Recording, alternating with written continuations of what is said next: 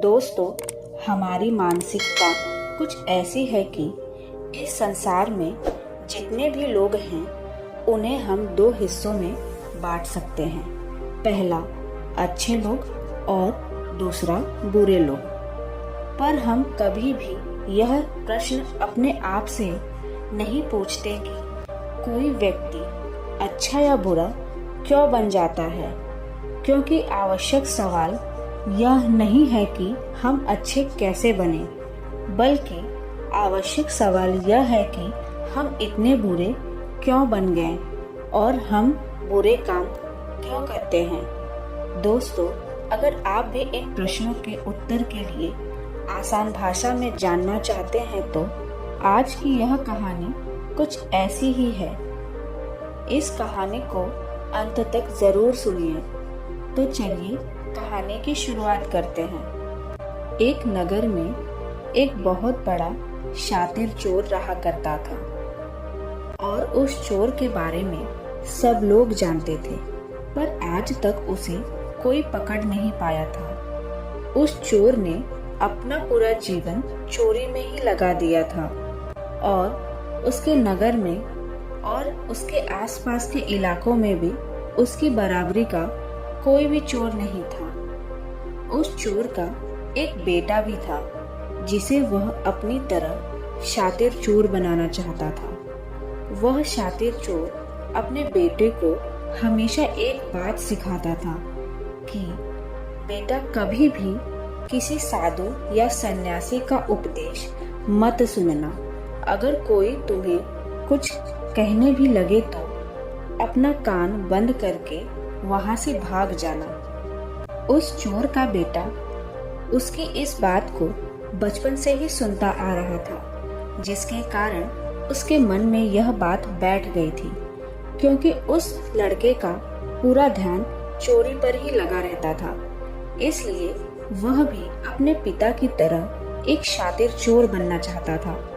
हमारा ध्यान जिस भी चीज पर ज्यादा होता है, हम उस चीज में माहिर हो जाते हैं। एक दिन वह चोर सोचता है कि छोटी मोटी चोरियां तो बहुत कर ली, क्यों न आज राजा के महल में ही डाका डालूं। राजा के महल में चोरी करने के उद्देश्य से वह चोर महल की ओर चल पड़ता है। मार्ग में उसे कुछ लोगों की भीड़ नजर आती है। वह उस भीड़ को देखकर रुक जाता है और यह देखता है कि वे लोग वहां क्या कर रहे हैं। जब वह चोर भीड़ के करीब जाता है तो वह देखता है कि सभी लोग एक एक करके एक सन्यासी के चरणों में गिरकर उनका आशीर्वाद ले रहे हैं। वो सन्यासी और कोई नहीं बल्कि गौतम बुद्ध थे। वो चोर बुद्ध को देखकर उनकी तरफ आकर्षित हो जाता है, क्योंकि उसने कभी भी पहली बार इतनी तेजस्वी व्यक्ति को नहीं देखा हुआ था।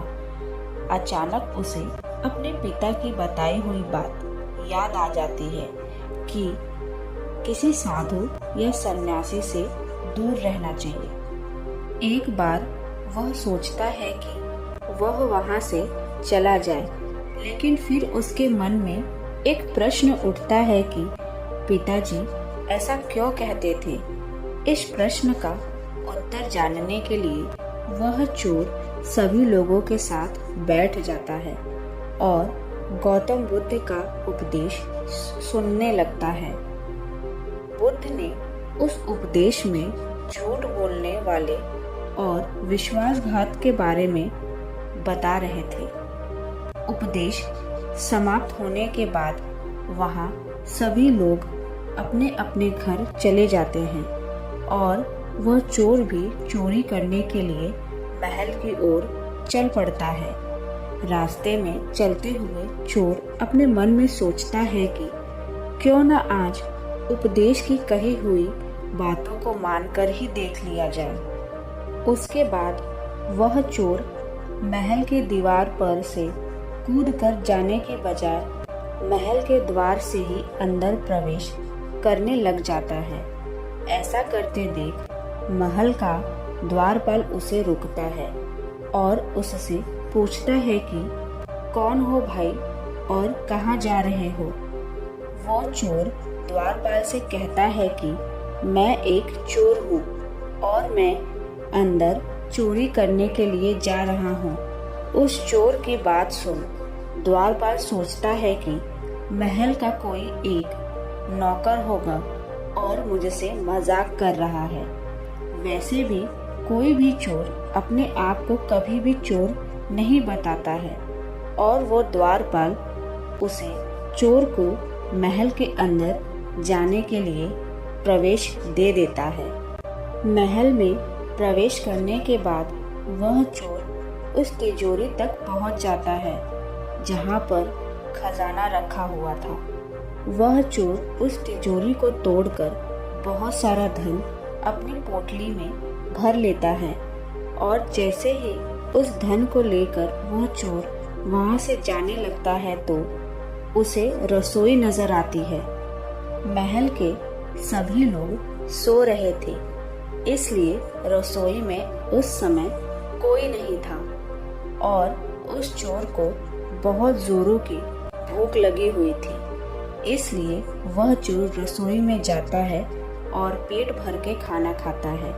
भोजन करके वह चोर वहां से जाने लगता है, तब अचानक उसे बुद्धि की दूसरी बात याद आ जाती है कि जिसका हमने नमक खाया है हमें कभी भी उसके साथ विश्वासघात नहीं करना चाहिए। वह चोर मन ही मन सोचता है कि मैंने इस राजमहल का नमक खाया हुआ है और अगर मैं इनके धन को चोरी करके ले जाऊंगा तो यह एक विश्वासघात होगा। इसलिए वह चोर उस धन को रसोई में ही छोड़कर जाने लगता है। ऐसा करते हुए उसे महल का एक व्यक्ति देख लेता है और वह शोर मचाने लगता है कि महल में चोर घुस गया है। राजा के सिपाही उस चोर को पकड़ लेते हैं और उसे राजा के पास ले जाते हैं और उसके बाद राजा ने उससे पूछता है कि जब तुमने धन को चुरा ही लिया था तो तुम उसे छोड़कर क्यों जा रहे हो। वह चोर कहता है कि एक सन्यासी के उपदेश के कारण कि किसी के साथ विश्वासघात करना बुद्धिमानी नहीं बल्कि मूर्खता है। जिसके भोजन को खाकर हमें जीवन मिला है उसके साथ हमें कभी भी विश्वासघात नहीं करना चाहिए। उस व्यक्ति की बात सुन राजा बहुत प्रभावित हो जाता है और उस चोर से कहते हैं कि यदि तुम ऐसे उपदेश बचपन से ही सुनते तो आज तुम चोर नहीं बनते। जाओ, मैं तुम्हें छोड़ देता हूँ, लेकिन एक बात हमेशा याद रखना कि सही संगति और सही उपदेश ही व्यक्ति का जीवन बदल देती है। दोस्तों, इस कहानी का उद्देश्य सिर्फ आपको यह सिखाना नहीं कि आप किसी के साथ विश्वासघात ना करें या झूठ ना बोलें, बल्कि यह कहानी आपको यह सिखाना चाहती है कि जो कल आपने गलत संगति कर ली थी वही आज आपके दुखों का कारण है।